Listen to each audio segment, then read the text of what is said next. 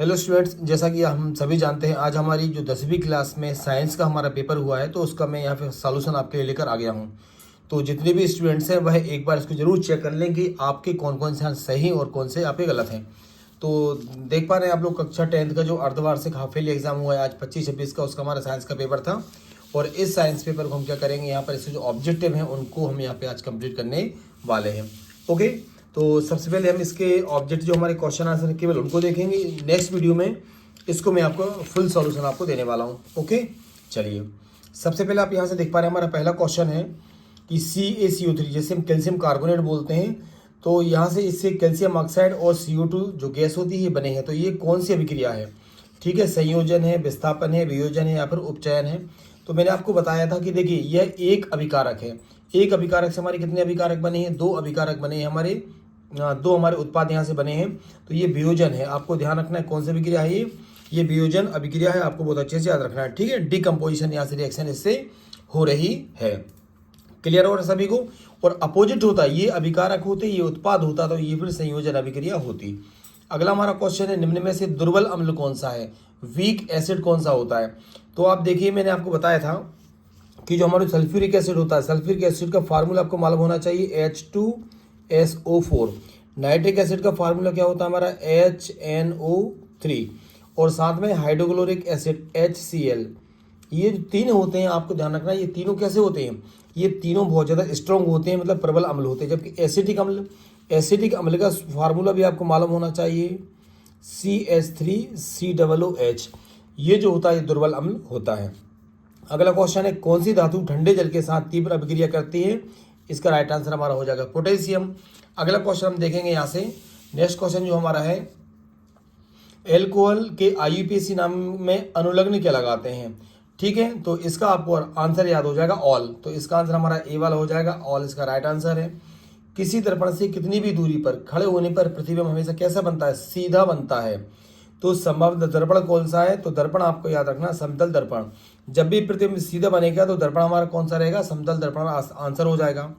अगला क्वेश्चन है सामान्य दृष्टि के वयस्क के लिए स्पष्ट दृष्टि की न्यूनतम दूरी आपको याद रखना है। कौन सी बात हो रही है यहाँ से? न्यूनतम दूरी की बात हो रही है। तो न्यूनतम दूरी होती है 25 सेंटीमीटर न्यूनतम। और यदि अधिकतम होता तो अधिकतम का आंसर जो हो जाता है वो हो जाता है अनंत। ये दोनों चीज़ें आपको बहुत अच्छे से याद रखना। आई होप आपको ये समझ में आ रहा होगा। ठीक है, आगे बढ़ते हैं। अब देखिए हमारा जो अगला क्वेश्चन यहाँ से है कि हमें यहाँ से फिल इन द ब्लैंक्स पूरी कंप्लीट करना है हमारे खालिस्तान। अब देखिए CaO + H2O, तो यहाँ से अभिक्रिया को आपको कंप्लीट करना है। देखिए सी हमारे पास क्या है, यहाँ से एक सिंगल है Ca, तो हमने यहाँ से क्या लिखा? पहले तो हमने Ca लिखा, ध्यान रखिएगा। एक ऑक्सीजन ये, एक ये ऑक्सीजन, तो हमारे पास ऑक्सीजन दो हो जाते हैं। हाइड्रोजन हमारे पास पहले से दो है, तो Ca और यहाँ से ब्रैकेट में हम लिखेंगे O और H और दोनों को लगाएंगे 2। इसे बोलते हैं कैल्शियम हाइड्रोक्साइड। पढ़ते हैं इसे CaOH का होल ट्वाइस। तो यहाँ से कैल्शियम हाइड्रोक्साइड हमारा ये बन जाएगा। ओके, बेकिंग सोडा का रासायनिक सूत्र क्या है? बेकिंग सोडे की यहाँ से बात हो रही है, आपको ध्यान रखना है। जैसे बेकिंग सोडा कहते हैं, तो इसका जो फार्मूला होता है ये होता है NaHCO3। क्या हो जाएगा? NaCO3 हो जाएगा।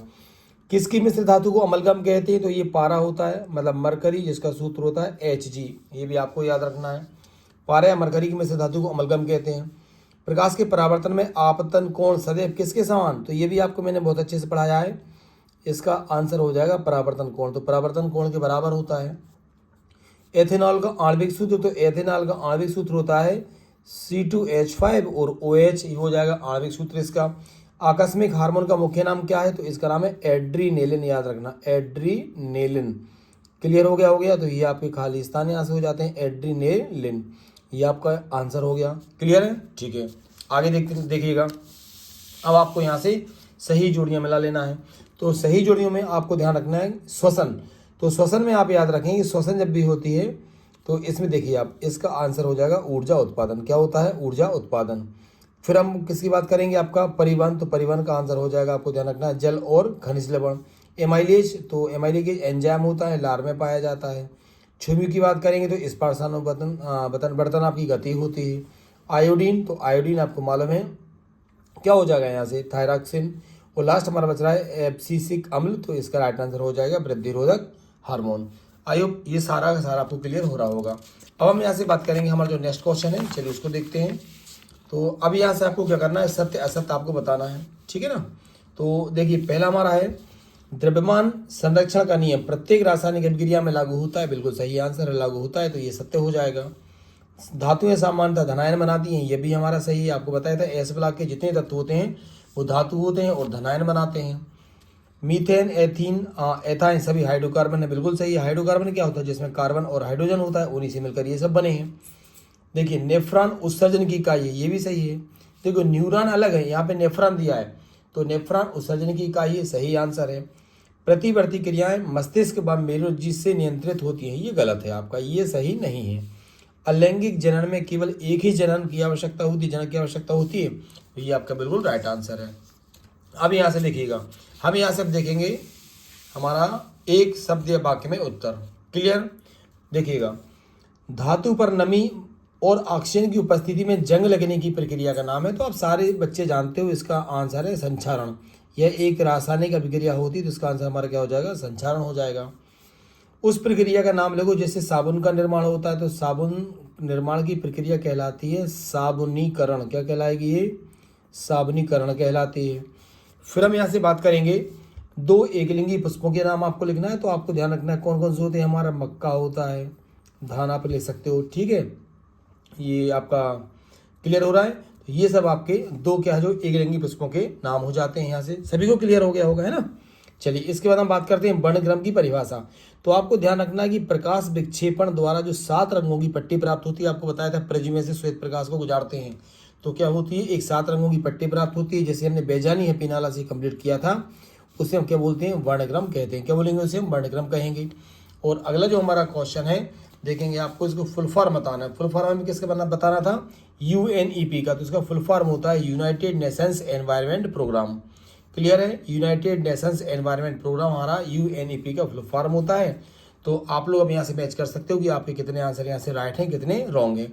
चलिए अब यहाँ से आपको ध्यान रखना है, इसके जो भी और IMP क्वेश्चन है, तो इस पर मेरा अगले जो वीडियो आएगा इसमें आपको सारे क्वेश्चन आंसर यहाँ से इनके फुल सॉल्यूशन आपको मिलने वाला है, जिसमें कि जैसे अवक्षेपण अभिक्रिया है, विकृत गतिता, ये हालांकि मैंने सब आपको पूरा कंप्लीट करवाया है।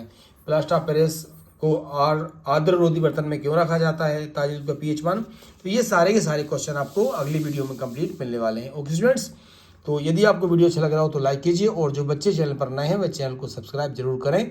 Thank you so much.